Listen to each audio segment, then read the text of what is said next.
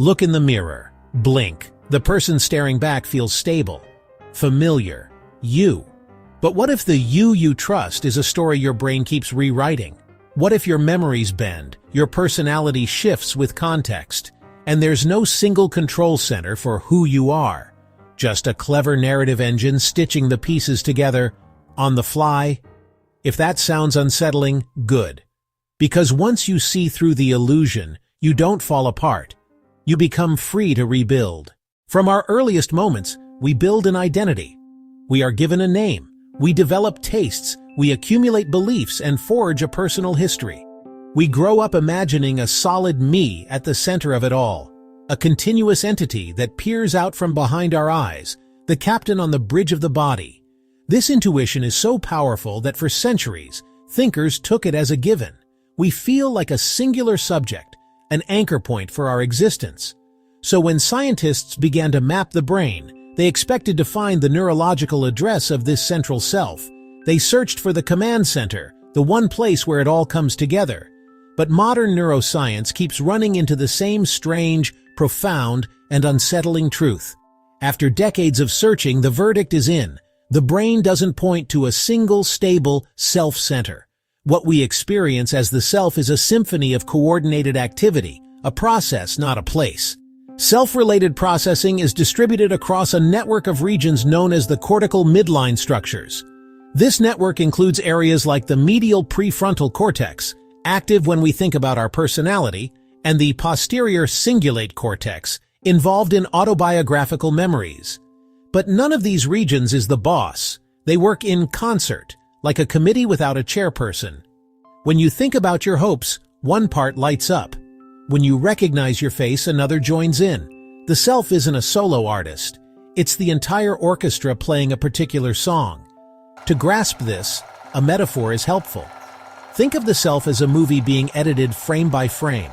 Consciousness supplies the screen, the vast empty space of awareness upon which the story is projected. The brain's vast interconnected networks supply the edits. They are tireless editors, selecting which sensory inputs to focus on, which memories to retrieve, which emotions to color the scene.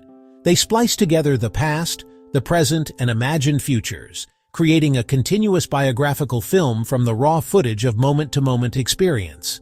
Every thought is another frame, seamlessly stitched to the one before it. And if the self is a movie, then the character called you only exists as long as the story keeps playing. When the projector of consciousness shuts down, in deep sleep or under anesthesia, the character vanishes. This also means the character is not static. The you of today is a sequel to the you of a decade ago, sharing a history but with a different script. We maintain the illusion of being the same person because our brain's editing process is brilliant at creating continuity, weaving these different versions into a single life story. It's like a river. The water is constantly changing, yet we call it by the same name. We are not a fixed entity, but a process of perpetual becoming. But this raises a critical question. If the self is just a story built from scattered parts, why does it feel so incredibly real and coherent? Why does the self feel so coherent if it's built from parts? Because the brain is a story machine. As the philosopher David Hume noted when he introspected, he found only a bundle of perceptions without a central self. Yet, the feeling of unity persists. This is because the brain evolved not just to react, but to make sense of the world. It constructs narratives to connect events, infer cause and effect, and create a stable model of a protagonist, me, navigating life. This narrative instinct is fundamental. Nowhere is this storytelling impulse clearer than in split-brain studies. To treat severe epilepsy, some patients had the corpus callosum, the nerve bundle connecting the brain's hemispheres, severed. This created two largely independent streams of consciousness. In classic experiments, researchers would flash a command like walk to the patient's non-verbal right hemisphere. The patient would get up and walk. Then, the researcher would ask the verbal left hemisphere, "Why are you walking?" The left hemisphere, which never saw the command, doesn't say, "I don't know." Instead, it instantly confabulates. In split-brain studies, researchers found the left hemisphere often confabulates. It manufactures tidy explanations for actions initiated outside of awareness. This happens to all of us, all the time, on a smaller scale. We are constantly driven by subconscious urges and automatic processes. Our conscious mind, like the left hemisphere, swoops in to provide a rational narrative, making it seem as if we were in control all along. That impulse to explain, to interpret, keeps the story of me feeling seamless, even when it isn't. Our brain is like a master weaver, taking countless threads of sensation, memory, and impulse, and binding them into a single tapestry of selfhood. It abhors a narrative vacuum and will fill any gap to maintain the integrity of the story. Ultimately, this points to a deeper truth. Your brain constantly predicts, interprets, and revises. It doesn't passively absorb the world. It actively constructs your reality based on prior experience. It makes a guess about what's out there, then uses sensory data to update that guess. The world you experience is your brain's best predictive model, and the same predictive machinery that paints the world also paints you. The self is the brain's most persistent prediction, that there is a stable agent at the center of experience. It's a model that helps organize information and plan for the future. The self feels real for the same reason the world feels real. Both are controlled hallucinations, generated by the same process. You are not a thing to be found, but a story that is constantly being told. If the self is a story, then memory is the editing suite where that story is assembled, cut, and polished. We think of memory as a faithful scribe, a perfect recording device capturing reality as it was. But the truth is far more unsettling and far more interesting. Our internal editor is not a passive archivist, but an active and often biased storyteller. It doesn't just record the past, it creates it. The edits it makes aren't always perfect, and the story it tells is a constantly evolving draft, influenced by every subsequent experience. This isn't a flaw in the system. It's a fundamental feature of how we build a coherent narrative of who we are from the chaotic stream of life. Memory is profoundly constructive. Every recall is a reconstruction, not a replay. When you access a memory, you aren't pulling a pristine file from a cerebral hard drive. Instead, your brain reactivates a specific neural pathway, rebuilding the memory from fragments. And crucially, the gaps are filled in with your current beliefs, emotions, and knowledge. It's like a paleontologist reconstructing a dinosaur from a few fossilized bones. The shape of the final creature owes as much to inference and educated guesswork as it does to the original evidence. This is why two people can recall the same event in vastly different ways, each absolutely convinced of their own version. They aren't lying. Their brains have simply reconstructed the past using different sets of narrative glue. This reconstructive nature leads to predictable glitches.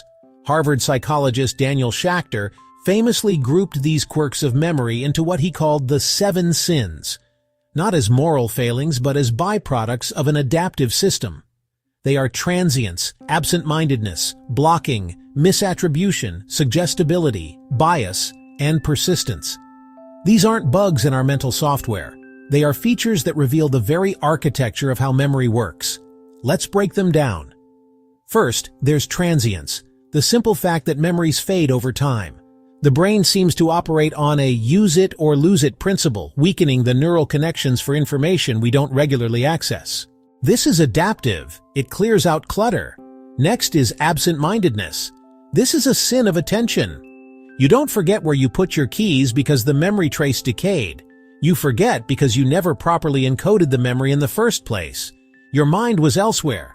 Then there's blocking, the frustrating tip-of-the-tongue feeling. You know the information is in there, but you just can't access it. It's like a file is temporarily blocked by a competing, more dominant memory. The next sins are where memory gets truly creative. Misattribution is when you remember a piece of information correctly, but attribute it to the wrong source. Did your friend tell you that story or did you read it in an article?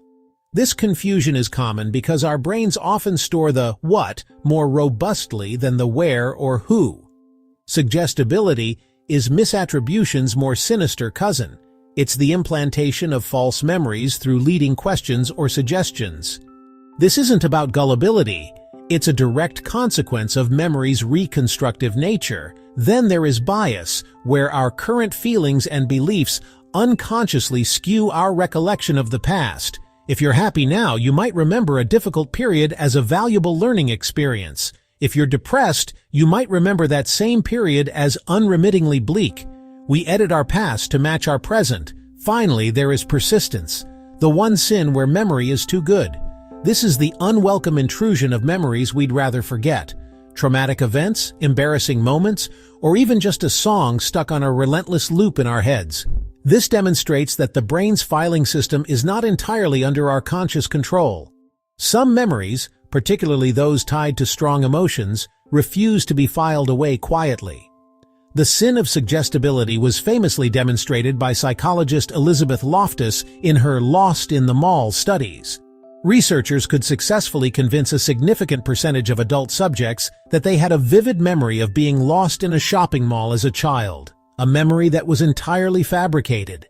They did it by weaving the false event into a narrative with true details from the person's childhood. This works because of a process called reconsolidation. Once a memory is reopened, it doesn't just get read, it enters a fragile, malleable state. For a short period, it can be altered, updated with new information, or contaminated by suggestion before it is saved again or reconsolidated. This is how we learn and adapt, but it's also the mechanism that allows our stories to be rewritten, sometimes without our knowledge. The fragility of memory is starkly illustrated in clinical cases. Consider the famous patient H.M. Henry Mollison.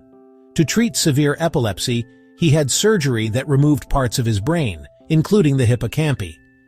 The surgery was a success for his seizures, but it left him with a profound form of amnesia. H.M. could remember his childhood and life before the surgery, but he was almost completely unable to form new long-term memories of events, what we call episodic memories. He lived permanently in the present moment, unable to recall what he had for breakfast or recognize the doctors he'd worked with for decades. Yet, he could learn new motor skills. He got better at tasks like mirror drawing over time, but he never had any memory of having performed the task before. His hands remembered what his conscious mind could not. The case of musician Clive Wearing is even more dramatic. A virus destroyed his hippocampus, leaving him with a memory span that lasts only a matter of seconds. He keeps a diary, constantly crossing out the previous entry and writing, "Now I am truly perfectly awake," believing each moment is his first moment of consciousness. It's a terrifying glimpse into a life without a past. And yet, this man, who cannot remember his own thoughts from one minute to the next, can sit at a piano and play a complex piece of music with skill and soul. He can't remember his wife's name sometimes, but he recognizes her and is overwhelmed with love every time she enters the room, as if seeing her for the first time after years apart. These cases reveal that memory isn't one thing. It's a collection of different systems, for facts, for events, for skills, for emotions, that can all break down independently. The brain's storytelling can lead to even stranger realities. Consider Capgras syndrome, a rare and bewildering condition. A person with Capgras might look at their father, their brother, or their son, and recognize them perfectly, but be utterly convinced that this person is an imposter. A robot, an alien, a clone who has taken their loved one's place. The leading theory is that this results from a neurological short circuit. The part of the brain that recognizes faces is intact, but the connection to the part that generates the appropriate emotional response is severed. The brain registers a perfect visual match, but receives no corresponding feeling of warmth or familiarity. To resolve this profound paradox, the conscious mind invents a new story. It looks like my father, but it doesn't feel like him. Therefore, it cannot be him. This flexibility extends beyond memory to our very sense of self in the physical world. In the rubber hand illusion, if you watch a rubber hand being stroked in synchrony with your own hidden hand, your brain will quickly adopt the fake hand as part of your body. You begin to feel the strokes on the rubber. If that fake hand is then threatened, you'll have a genuine startle response. This simple experiment shows that ownership, agency, and the perceived location of ourself are not fixed truths. They are active, ongoing calculations, shockingly easy to manipulate. If our memories are reconstructions and our own body is a negotiable illusion, then the self is not a solid entity. It is a process, a story being perpetually rewritten by a brilliant, creative, and fundamentally unreliable narrator, the brain itself. Let's start with a finding that has sent shivers down the spines of philosophers. It's where things get spicy, the Libet experiments. In the 1980s, Benjamin Libet asked participants to do something simple.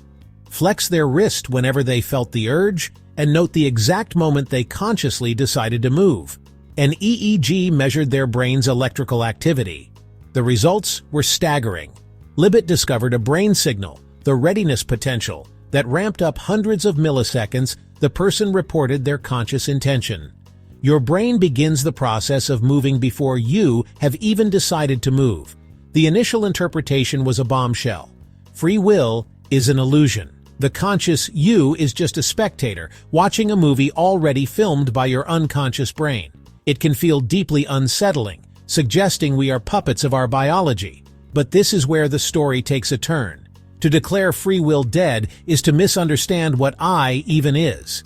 The mistake is thinking of your consciousness as a tiny CEO, a homunculus, in a control room in your skull. This ghost in the machine idea is a dead end. The truth is more elegant. Agency is real, but it's an emergent property. Like a traffic jam emerges from the interaction of many cars, your sense of self emerges from a constant, dynamic competition between neural processes. Your brain's predictions, your core values, your ingrained habits, and your immediate context. Your conscious decision isn't the starting pistol. It's the moment you become aware of which of these competing forces has won the race. This leads to a powerful metaphor. We think of ourselves as a pilot flying a plane, our conscious self flying our body and brain. But this is the homunculus fallacy again. The reality is this: the pilot, the plane. There is no separation. Your consciousness isn't a ghost inhabiting a machine. It is the integrated functioning of the entire system. The hum of the engines, the feedback from the controls, the data on the screens, all synthesized into one coherent experience. You are not a soul trapped in a body, you the system. When you accept this, the question of who is in control dissolves. So, if we are this complex system, how do we exert influence? We shift from neuroscience to narrative. The self is not a fixed entity to be found. It's a story. We weave our experiences, memories, and hopes into a narrative that becomes our identity. The problem is, we're taught this story is a biography of a fixed character. We go searching for our true self as if it's a treasure buried inside. This search is a trap. It leads to frustration and rigidity. But what if the self isn't a biography to be discovered, but a novel to be written? If self is a story, then the goal isn't to find a mythical true essence. It's to author wisely. Authoring wisely sounds great, but how do you actually do it? You need a process, a framework that bridges intention and action. That's why I built the Self-Reconstruction Journal. It's a 30-day guided framework to make you a conscious author of your identity, built around a simple nightly ritual of 3 prompts. Each is engineered to deconstruct your old narrative and build a new one. First, who was I today? This breaks the illusion of a fixed self, focusing you on the dynamic reality of your character. Second, what belief guided me? This is the diagnostic tool. It forces you to look beneath your actions to identify the underlying narrative threads and unconscious assumptions. You start to see the source code of your story. And third, the most crucial, what tiny action tomorrow makes the next chapter truer? This is where agency comes back online. It's not about grand gestures. It's about choosing one small, deliberate action, a single sentence in the next chapter that aligns with the story you to live. It's the repeatable act of authorship. Before I developed this practice, I was chasing a fixed, ideal version of myself. I felt like an imposter whenever my actions didn't align with this perfect image, paralyzed by the fear of making a wrong choice. It was a life of chasing, not building. But when I started this nightly ritual, everything shifted. When I started asking, who was I? Not, who am I forever? The pressure vanished. I gave myself permission to be a work in progress. I stopped being an archaeologist digging for a mythical, true self, and became an architect, laying down blueprints for the self I wanted to build. I stopped chasing a fixed identity and started building a useful one, flexible, resilient, and consciously chosen. You are the author. The page is blank. It's time to start writing. So, are you who you think you are? Not exactly. You're a living draft, a story your brain tells to keep you going. Sometimes it lies to protect you. Sometimes it lies to keep you stuck. But now you know the trick. You can choose which lies to retire and which truths to practice until they become you. Want the framework I use? Grab the Self-Reconstruction Journal below and start tonight. Your next chapter is literally a page away.